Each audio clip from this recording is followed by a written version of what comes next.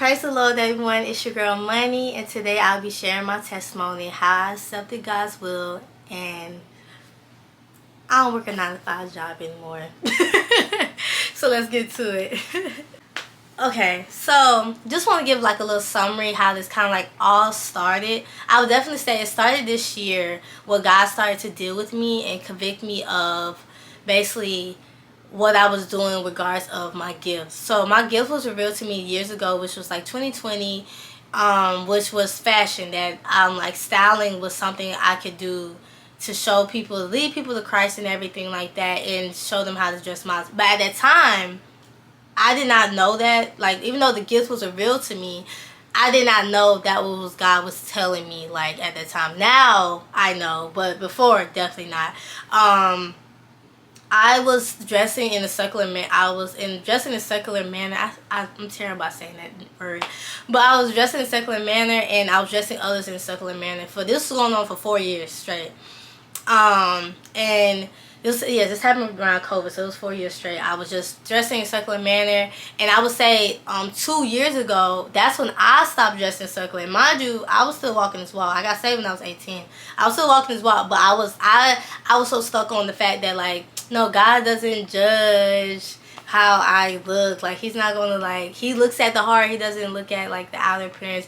But I feel like to represent Christ, you need to represent him correctly. Like, you know, and God started to deal with me. Like, 2 years ago, he was just like, I want you to throw all your immodest clothes away and show people how to dress modest. And so I did that. I threw all my immodest clothes away, and I felt more like me and God was getting closer and everything. And don't mind me, like, God does look at the heart, but we do need to represent God in the correct manner, you know. And so fast forward, it's like now around this time, like I said, I was dressing modestly. I was not dressing the people that was booking me modestly at all, because that's what they wanted. And God started to deal with me. I was in New York Fashion Week, all the other stuff this year, and before May hit, God just like, God wanted me to give him the gift back, like give him the gift, and my gift, which was styling. And I was scared a little bit, because I was just like, if I give it to you, that means I don't know what else I'm going to be doing. I don't know what else I'm going to do with my life, my career, and everything like that.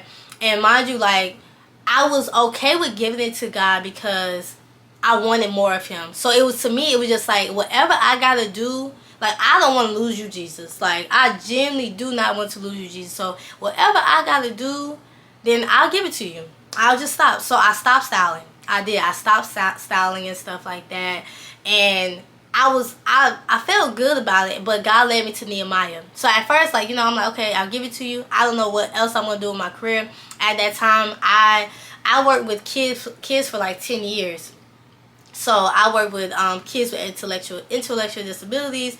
I worked with kids with at daycare, preschool. Like, I've worked with kids for a long time, still doing my career. And like I would say, years ago, I always talked about me being full-time in my career, all this other stuff. So keep hold to that. What I told you, that years ago, I already had declared, I wrote it in my journals all the time, that I wanted to be full-time in my career and everything like that. But it was just impossible at that time. Like, you know what I'm saying? Even though, like, I was like, people was looking at my page a lot. People was complimenting me, say, oh, you do so good. I love your work. I want to work with you.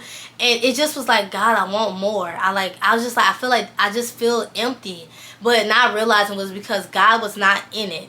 Like, you know, like, you can have a gift. God can show you your gift, but either way, if you're not doing what he's asking you to do, and that means he's not in it, his hand is not on it, so meaning it's not going to be blessed at all. People may have all these fine clothes, these cars, all this other stuff like that. God's hand still it's still not in it regardless, because guess what? That's not what he asked you to do, you know?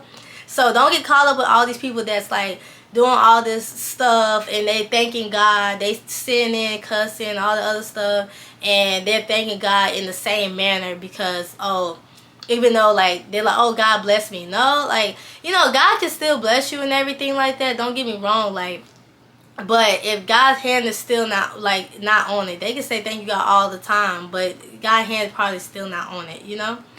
So,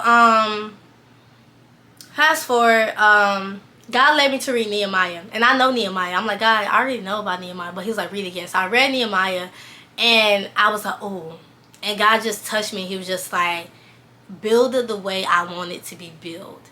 And I knew he was talking about styling. Mind you, I still, after that, this whole summer, I didn't even deal with styling. I wasn't going to touch styling. God would still like drop gems and like stuff that he wanted me to do and stuff like that. I was like, oh, okay. Like ideas. And I was like, oh, okay. This what you want me to do, Jesus? I'm like, he was like, yeah, I want you to do. I'm like, okay. I'll do it, like, you know, but I'm like, okay, when is gonna happen, like, you know? And so, but I was just, at that time, like, I'm on fire with Jesus, like, I fire for Jesus. I'm just like, whatever I need to do. I'm like more, really active in my church. I'm a youth director and everything like that. So I'm just on fire with Jesus. Like me, it's just me and Jesus. I'm not worried about anything else. I'm not hanging with people. I'm not doing anything in that manner. So it's just me and Jesus. I'm good. So until one day, a bishop came to our church, and he only came to the church to use our baptism pool, because they didn't have baptism pool, so they was trying to just baptize somebody. So our pastor, like he tends to do that. He was just like, oh, you gonna speak today? So he ended up speaking today, and I love the bishop that came, because I love him. He's a very great bishop, but he's very stern. He does not play no games when it comes to speaking and talking, dealing with the people of the body of Christ. So I remember he was coming down from the pulpit, and it was altar call. And I was gonna come up for altar, but at the time, like for a little minute, I was just trying to figure out, like, what else am I supposed to be doing, God? Like, I gave you my gift. I'm not doing really much. Like, I'm working in the Christ. I'm doing things in the church, but I feel like career and everything like that, I feel like I'm not really, I don't know what else I'm supposed to be doing. Like, it hasn't been revealed to me. And I know it was gift, but like I said, I didn't know, like, what I'm supposed to be doing.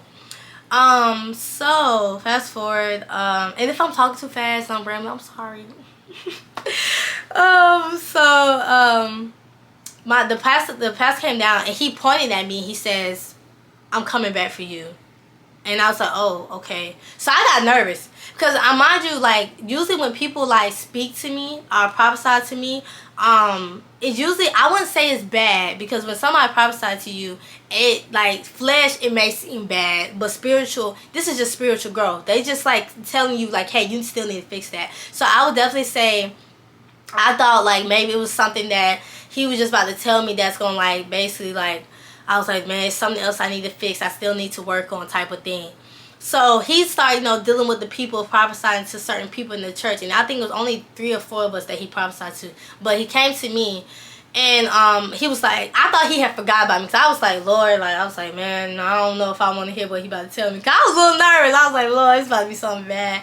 So I remember he came, he was like, come on. So I went up there, and he looked at me, he said, a promotion is coming. Don't forget his people. And I said, oh my goodness. And I remember I was crying, because, like, I was like, Lord, like, I said, what's about to happen? So, and I knew it was a good thing, but like I said, when you get prophesied to, you really, like, in that prophecy, I didn't know what that meant. Like, I'm like, okay, what's the promotion? Like, okay, I'm getting, a promotion is coming, so what's the promotion? Like, what's about to happen? Like, tell me something. So, like I said, I did not know, and, fast forward, like, time went by, I was still on fire with God. Like, I didn't forget what was told to me. My mom, at the time, was like, oh, maybe it's your job. And I was like, mind you, I love kids. I was just tired of working with kids. Like, literally, I did not want to work with kids no more. I didn't have a passion for it. I didn't want to do it anymore. Even my friends was like, Matera, when I used to talk to people, they was like, Matera, you work with kids? I said, yeah, I work with kids. They was just like, because it just didn't, like, I would say, like, because I was so fashionable and stuff like that, it just didn't look like it matched, basically. But yeah, I work with kids and stuff. So I was working with kids, and when the prophecy came, the pastor came, it was like June or July, I believe. But we're going to fast forward to August. So this was when August hit. The day before August, something in my spirit said, like, a shift has come. A shift has happened. I said, oh, okay. Mind you, I kind of like forgot about what the prophecy and what was stated to me. But like I said, like something said a shift has happened. So I'm like, okay, all right. Well, I don't know what this shift is, but okay, bet. And so I'm like, something in my spirit, I was just like happy. I was like, something good and bad is about to happen. I don't know what it is, but something good or bad is about to happen. I don't know what it is, but it's about to happen. So I was a little giddy. So August came about, and I think the week of the 7th of August 7th, like, this is when Vocation Bible School was happening too. I remember that week, I was just so uncomfortable. Now, you know that word uncomfortable right there. You already know what I'm about to tell you. When Jesus make you uncomfortable, whew, you about to go for a ride, boy. You about to go. It's either you lean more into it or you back up from it. But in this case, you need to lean in. When God make you uncomfortable, and you know, because it's not depression, because some people may, oh, it's depression, it's anxiety. No. God, when God makes you uncomfortable, it's very, like, it's, you know it. You, like, it's like, it's no shaking it. So I remember I was so uncomfortable to a point I couldn't even go to church, y'all. Like, I was still going to church, but I, like, literally would have to drag myself into church, because when God makes you uncomfortable, it's like God, like, sometimes I would be in my chair like this. I was like, man, I don't know what's wrong, like, what's going on, what's happening to me. So I was in church, and I remember I even went to church, and I was very, like, it wasn't intentional, me trying to be intentionally mean. But I was kind of like distant, and I was mean. Like, I literally remember saying at the church, I said, I don't want to be here. I literally said, not knowing what I meant at that moment, but I literally said out loud, I don't want to be here. Like, you know, I remember I apologized. Because remember, like, you know what I'm saying? Even though God's dealing with you, with how you treat people, that's on you. So I had to go to and apologize to them and say, hey, like, one of the teachers that was in part of Vocation Bible School was my mom. She was teaching me at the time.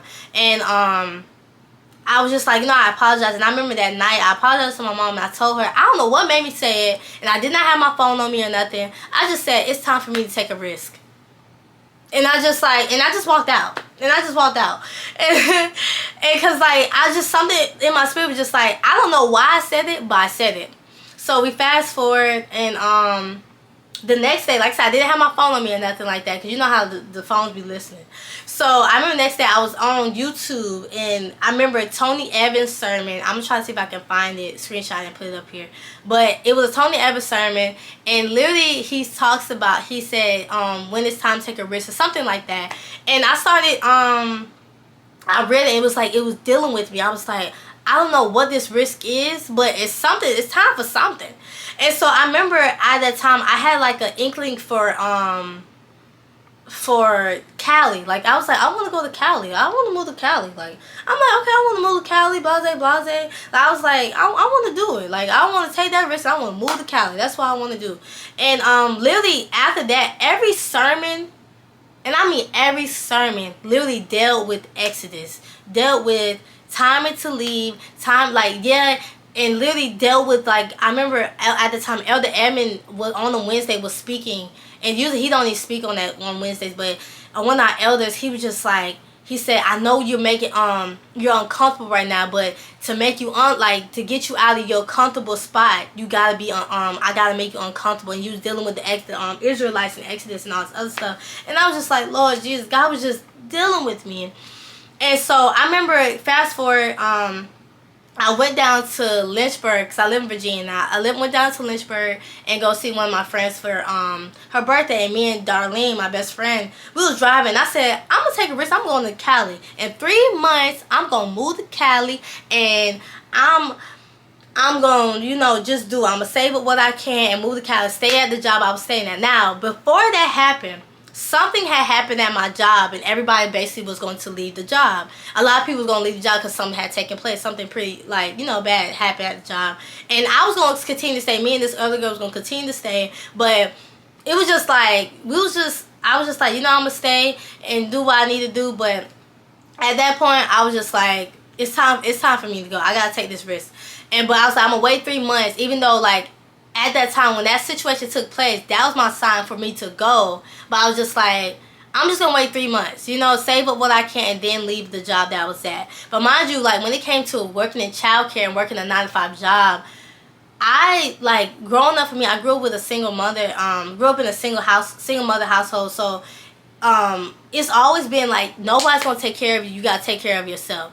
And when it comes to faith, like, I had faith with God, but mind you, we don't realize, like, we have faith in our 9 to 5s. Like, I knew that if I work my 9 to 5 job, my bills was gonna be paid. If I work my 9 to 5 job, I was gonna be struggling. I just knew I just needed to have a 9 to 5 job. That's what becomes our king. Remember when Israelites, when they wanted, God was gonna give, like, God was like, I'm more than enough, and they was just like, oh, we want a king, we want a king. God's like, okay, I'll give you a king. And literally, you don't need a king. You know what I'm saying? All you need is God, basically. So at that time, I didn't realize that. Now we fast forward, yeah, now, but before I didn't realize it. That what I realized was that I basically idolizing my job, and not even realizing I was idolizing my job. I was putting my faith and trust in my job and not into God. Now, like I said, at that time, I didn't realize I was doing that. So, before that, and mind you, I worked with 4 and 5-year-olds. So, they basically had already graduated, and they was going to school. So, I only had 3 kids left, and then other kids was going to come. So, I literally was just like, I told myself 3 months. I told my friend I was going 3 months, I'm going to move to Cali.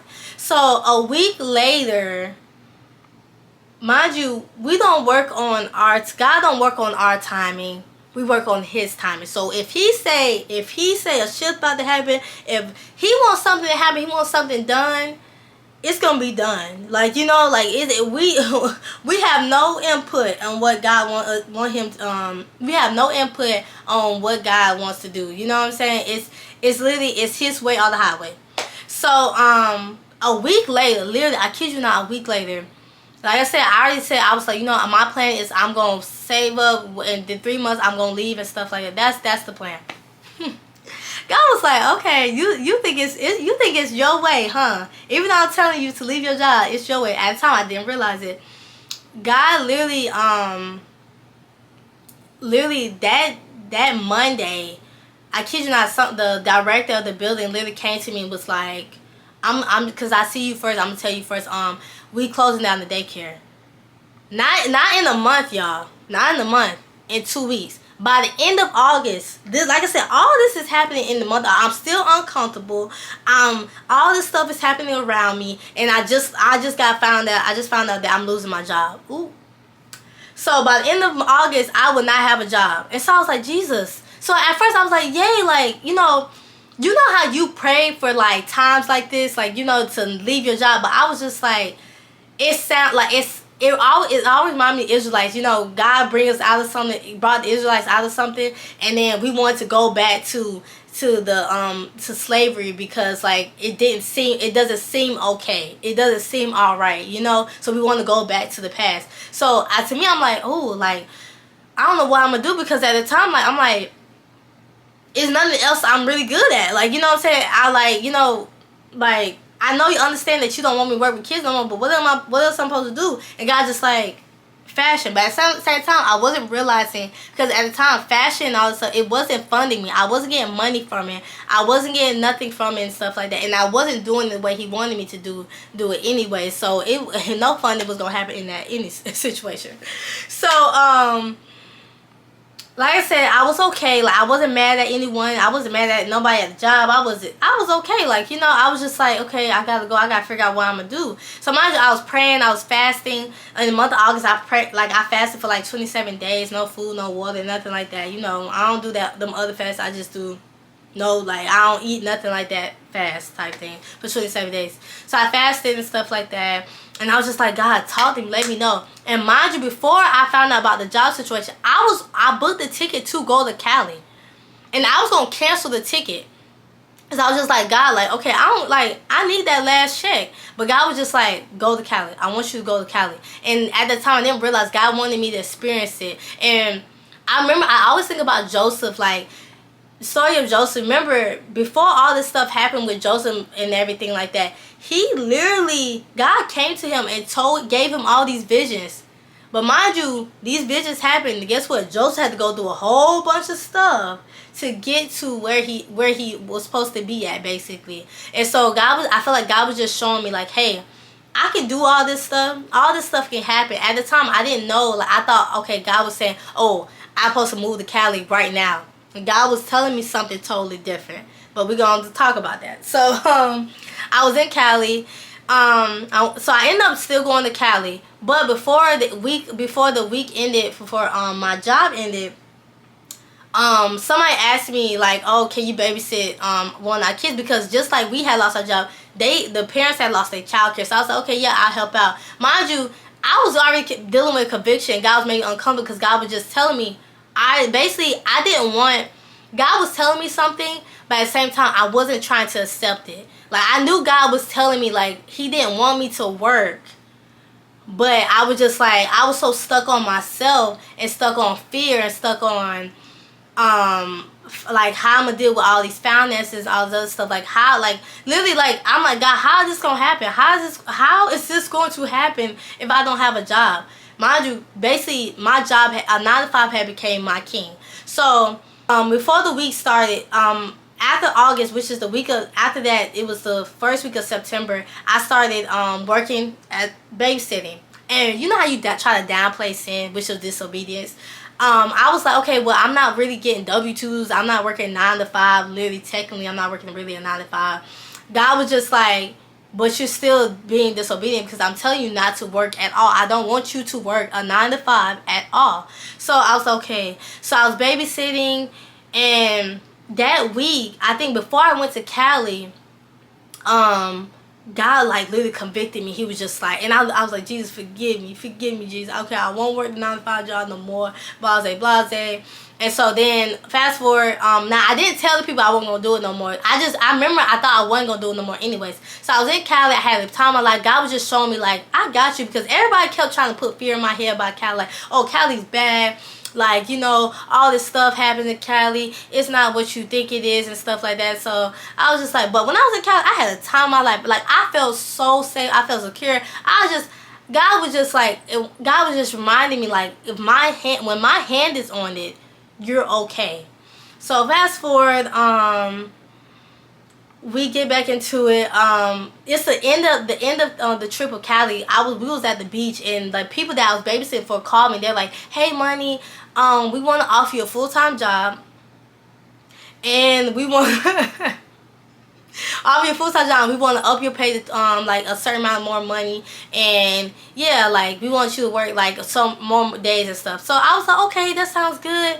Mind you, I already told y'all what God had already told me. He said to stop working.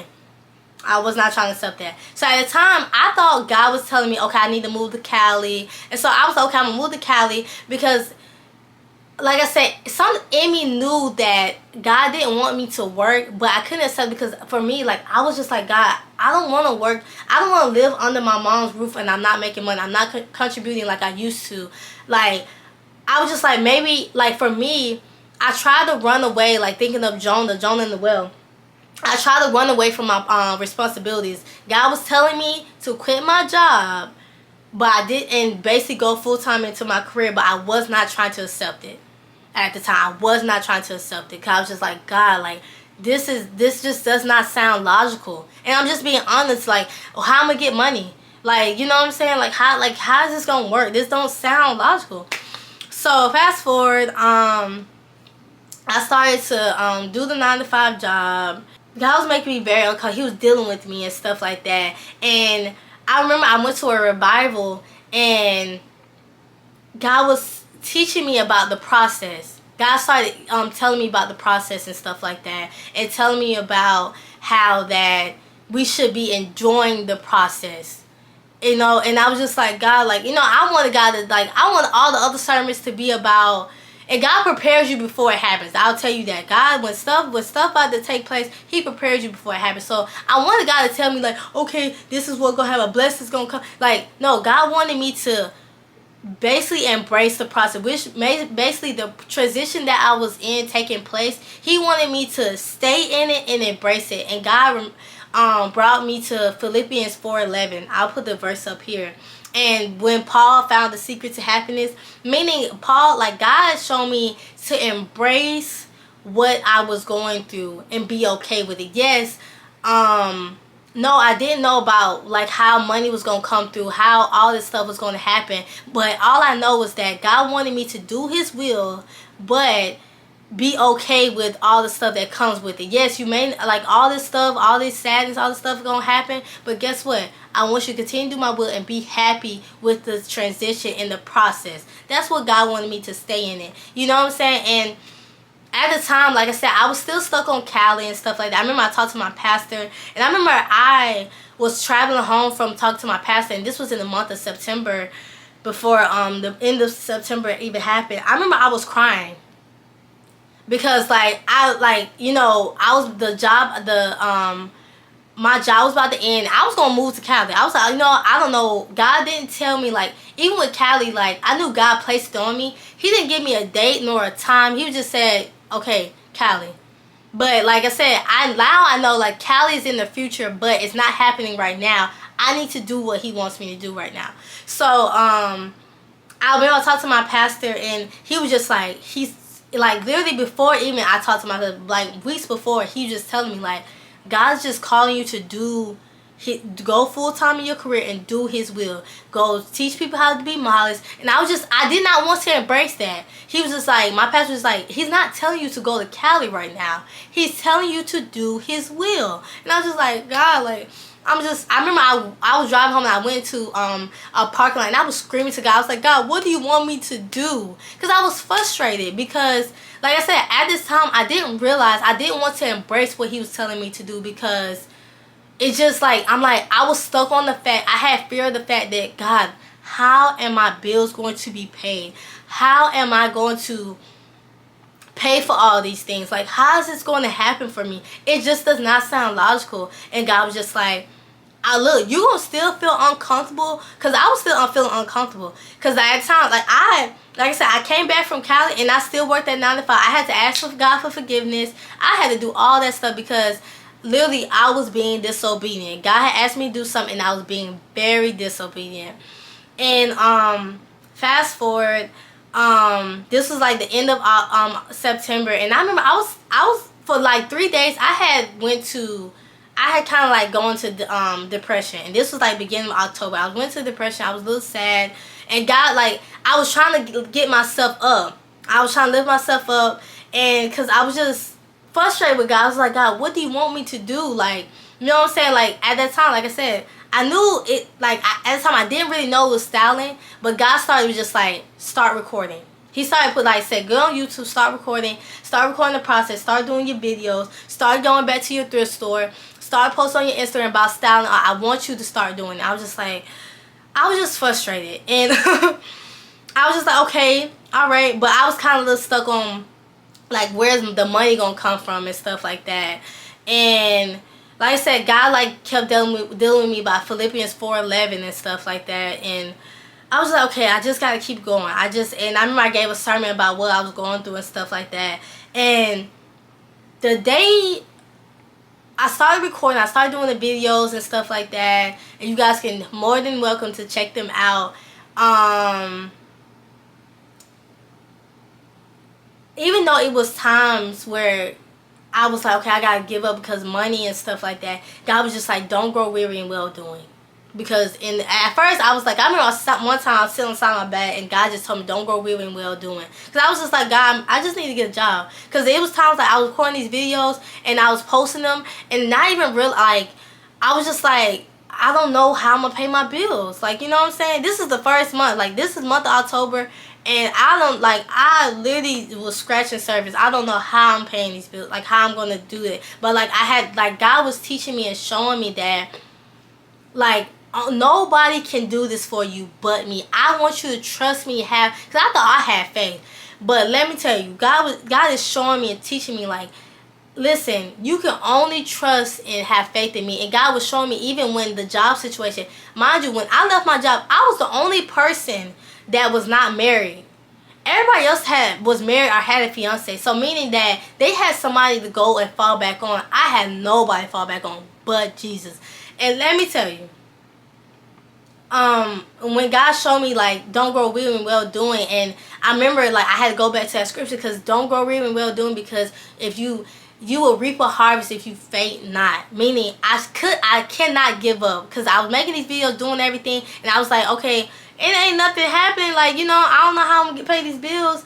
And I remember, I think the other day I realized that I was at peace. And oh God. God reminded me of a peace that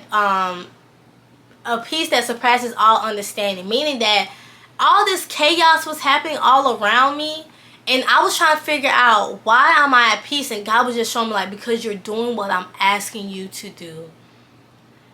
And I'm telling anybody here, if God is telling you to do something, do it.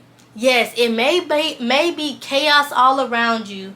It may be feeling like, God, like, how am I supposed to, how am I gonna pay my bills? How am I gonna do this? Do his will. Listen, I'm gonna tell y'all right now, I don't know how my bills gonna get paid. I don't know how I'm gonna pay my car now. I don't know how I'm gonna do it. But when I tell y'all, the other day I realized I was at peace. I don't have no anxiety. I don't have no depression. Because before, when I worked my 9 to 5, I used to have anxiety and depression because I was like, God, I don't know how I'm paying my bill. Because like something would happen, I'll be in anxiety. For me to not have a job or nothing like that and have no anxiety and not be depressed, not nothing, God just like, if you continue to do what I'm asking you to do, you good, baby. You are good. And the scripture, Lord Jesus, I'm gonna put it up here with a peace which surpasses all understanding. Like this peace, like I'm like sometimes I would be sitting on the side of my bed. I'll be like, I'll be walking like, God, I should be going crazy right now. Why am I not going crazy? Because this peace, only God can give you this type of peace. Like when I say I am happy, y'all, and yes, no, I'm not making no money. I'm not making no income. But y'all, I've never been so happy, y'all. Like I remember when I worked my 9 to 5, I used to be so mad going into work.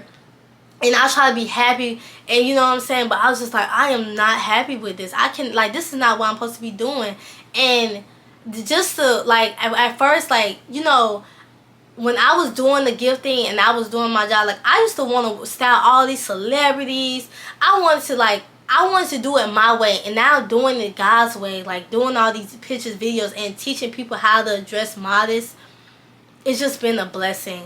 So, yes, right now, like,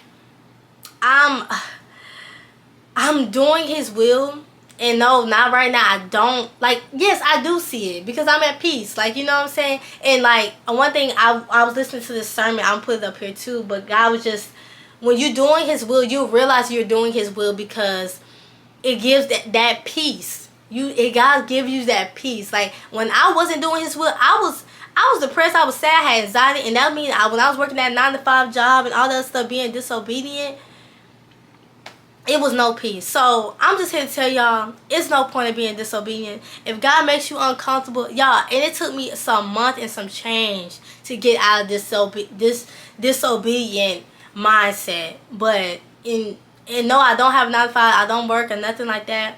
But y'all, when God makes you uncomfortable, lean into it. It's not that time to fall back. Lean into it, because God got you. Just trust him, have faith in him, because he's the only way. He's the truth, light. He's the truth and the light. He will never leave you nor forsake you. At this time, you need to be writing down scriptures. This wall right here, as y'all can see, it's pictures of me, but it's scriptures I write on my wall that I say to myself. I have to remember and talk to myself. I just thank God. So thank y'all for listening to this sermon. So not the sermon, but listening to my testimony. I hope it bless y'all. I think I have the video posted of me speaking on my sermon the other day too, about you know, what do you do in this type of circumstance and everything like that. I'm coming from Job and stuff. But yeah, like, please check out my other videos, like about teaching about modesty. It's other stuff. I have vlogs and all the other stuff. But yeah, please check out my videos and check out my Instagrams and all the other stuff. But yeah, I love y'all. Thank y'all, and God bless y'all. And continue to push. Do not give up. Do not grow weary. Do not, because if you don't grow weary, y'all, you will reap a harvest if you faint not. And I mean it. If you do not give up. Love y'all.